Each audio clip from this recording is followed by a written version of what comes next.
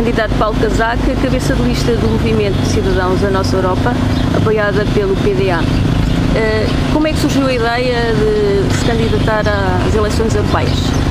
Olha, surgiu do facto de eu ter trabalhado praticamente toda a minha vida com questões europeias, principalmente no Parlamento Europeu, onde fui deputado durante 10 anos, e também na representação permanente de Portugal na União Europeia, e várias outras funções, quer académicas, quer administrativas, quer diplomáticas, quer políticas, tive durante a minha vida profissional.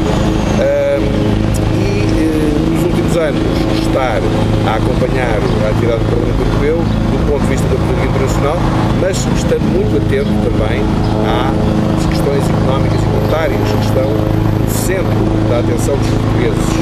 Ora, o que acontece é que eu não pude ficar indiferente ao facto do Parlamento Europeu ter, por vontade e com o apoio expresso dos principais partidos portugueses, do PS, do PSD e do PP, ter apoiado toda a política que nós conhecemos de austeridade ou da Troika, todo o quadro regulamentar que gera a presença da Troika em Portugal. E eu acho que isso é um erro dramático. É um erro porque essa política está errada, nos conduziu à maior recessão que há registro em Portugal e não tem fim à vista enquanto não alterarmos essa política. E qual é que é a política alternativa que propõe? A política alternativa que proponho é baseada na reforma em 3 pilares fundamentais do euro.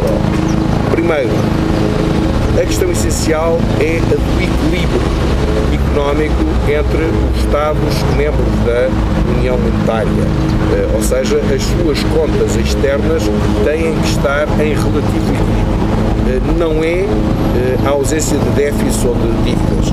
Isto é um erro crasso, teórico, prático. Verificou-se nesta crise que isto não era verdade, mas os nossos representantes insistiram numa regulamentação, vários regulamentos, nomeadamente o Six-Pack e o Two-Pack, assim são conhecidos, que partem exatamente desse princípio totalmente errado e que eu, no livro que hoje apresento, demonstro que está errado e provo que o facto está absolutamente errado. Em segundo lugar, a verdadeira reforma do sistema bancário. O Banco Central Europeu, contrariamente àquilo que são as referências internacionais dos bancos centrais, como a Reserva Federal dos Estados Unidos ou o Banco Central da Inglaterra, não tem o crescimento do emprego como seu objetivo fundamental. É um erro tremendo, cometido em Maastricht.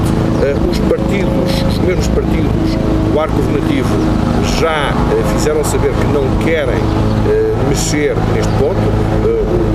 Qualquer dos candidatos, quer da aliança entre o PSD e o PP, quer do PS, disseram não, nós não achamos útil rever o Tratado de Maastricht neste ponto. Isso é um erro brutal. O resto do sistema bancário está muito longe de ter sido reformado como devia ter sido. E é a favor ou contra a União Bancária? Mas repare, o que é isso da União Bancária? É uma das frases publicitárias sem qualquer conteúdo que se fala em Bruxelas.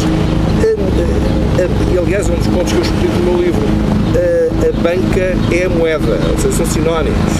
Quem faz a moeda é a banca.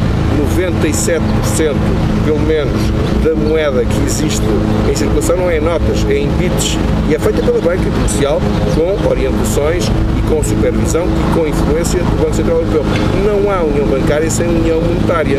Portanto, desde o princípio houve um buraco muito grande na construção, que foi exatamente a da regulamentação dos bancos. Ora, acontece que essa dita união bancária nem sequer tocou naquilo que é o primeiro ponto, que mesmo nos Estados Unidos foi tocado, que é a questão da separação entre a atividade especulativa e a atividade comercial.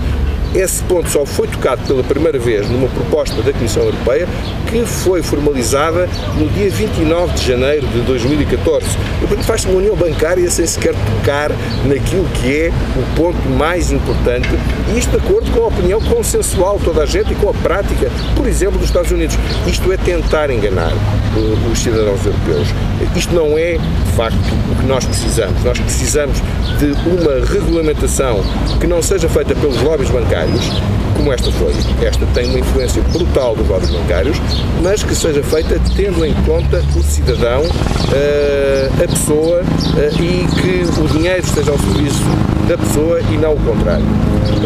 O meu terceiro pilar é o de acabar com a possibilidade que está em pleno desenvolvimento, que está a ser utilizada cada vez mais, de fuga aos impostos pelas grandes multinacionais, através da não homogeneização de regras de impostos sobre rendimentos, que fazem com que das 20 maiores empresas portuguesas, das 20 que estavam cotadas no PSI 20, agora foram alteradas há pouco tempo, mas na formação anterior, aquela que veio até há um ano atrás, dessas 20, 19 estavam centradas nos Países Baixos, puramente por razões fiscais.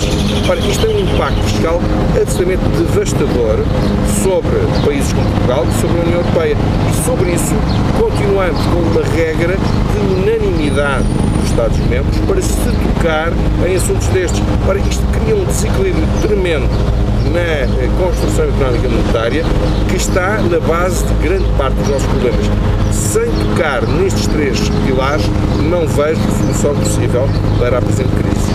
E acha que Portugal está preparado para as eleições europeias?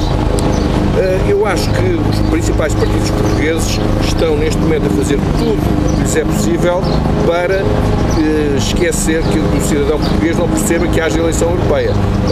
O Partido Socialista, nomeadamente, tem o desplante de apresentar como tema fundamental da sua campanha publicitária as eleições legislativas, não as europeias, apresentando a mudança de governo, que obviamente só poderá ter lugar numas eleições legislativas nacionais, como o seu principal modo de campanha. Parece-me que esta atitude, que não é aliás só do Partido Socialista, é também a dos partidos que estão no poder, que se limitam a falar de questões nacionais, é um desrespeito pelo cidadão, é um desrespeito pela Europa. Nós estamos em eleições europeias, aquilo que mais interessa ao cidadão europeu e português, e nós, quando começamos esta nossa campanha, colaboramos com a Gallup, que fez um inquérito de opinião que determinou de forma insofismável que os cidadãos, quer os europeus da zona euro, quer os portugueses, consideram o euro a questão política fundamental, que mais tipifica a Europa, e consideram que a prioridade política é o emprego. São nestes dois pontos que nós baseamos a nossa campanha. Achamos que os principais partidos políticos portugueses deveriam responder às aspirações dos cidadãos, deveriam explicar o que é que fizeram nestes últimos 5 anos, porque é que aprovaram a regulamentação da Troika, porque é que aprovaram a regulamentação da austeridade, porque é que o querem esconder, porque é que não querem prestar contas aos cidadãos portugueses.